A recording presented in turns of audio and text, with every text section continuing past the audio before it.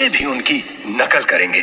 हिंद के पीर के बच्चे सूबा सरहंद नवाब वजीर खां के सामने आते ही सर झुकाएंगे।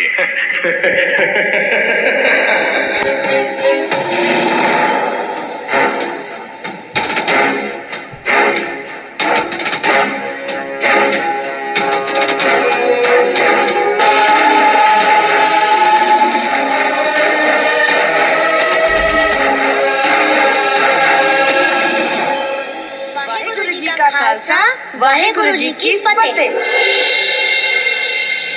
ये इन बच्चों ने क्या कहा? भाई यहाँ कर तो हर कोई सलाम करता है। भाई बच्चों से बहुत बड़ी गलती हुई है। ये सरहंद के नवाब वजीर खां का दरबार है। यहाँ आकर कोई भी शख्स किसी गुरु की फतेह नहीं बुला सकता। चलो बच्चों, नवाब साहब से माफी मांगो और अदब से सर झुकाकर सलाम करो। हम वाहेगुरु में ही यकीन रखते हैं, उस परमात्मा आगे ही झुकते हैं जो आत्मा के रूप में हर किसी के अंदर बसा है। उसके बिना हम अपना सर और किसी के सामने नहीं झुकाते। ये काफिरों की बोली है। काफिर वो जो तलवार की नोक पर अपना धर्म किसी पर थोपे। काफिर वो जो अपनी ताकत का गलत इस्तेमाल करे। जो ईमान का पक्का वही सच्चा मुसलमान। जिसके दिल में दगा वो काफिर बेईमान। अब हमें हमारे धर्म की शिक्षा दोगे? हमें तो हमारे सिख धर्म का पता है काजी साहब। हमारा धर्म किसी को गुलाम नहीं बनाता।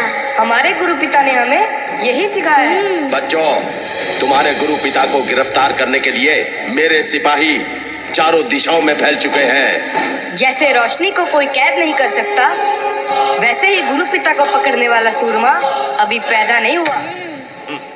वो चमक है उनके चेहरे पर कि लोग अपनी मर्जी से उनको झुककर सलाम करते हैं।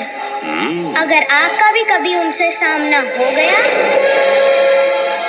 तो आपका सर भी अपने आप उनके आगे झुक जाएगा। क्या हुआ खान साहब? गुरु पिता के दर्शन हुए लगते हैं।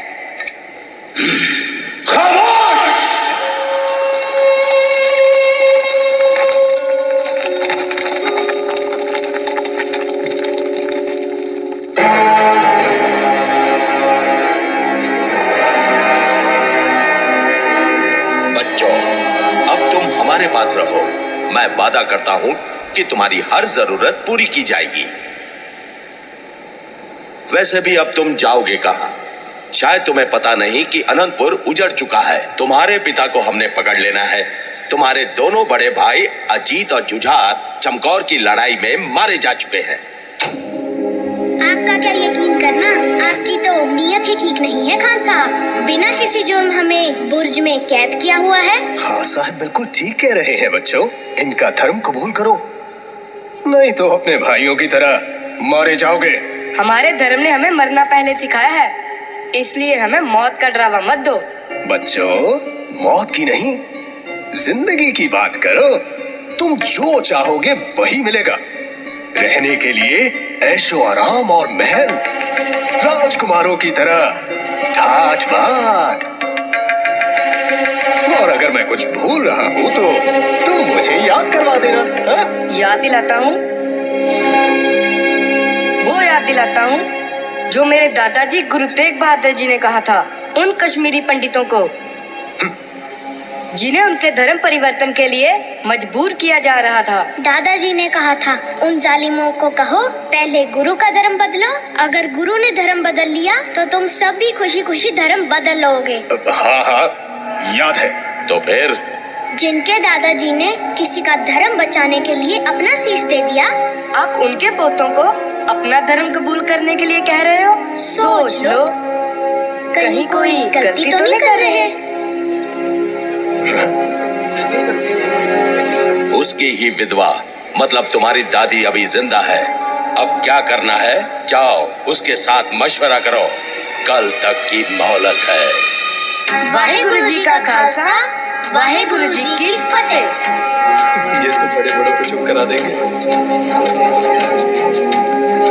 ये बच्चे हैं या अफलातून?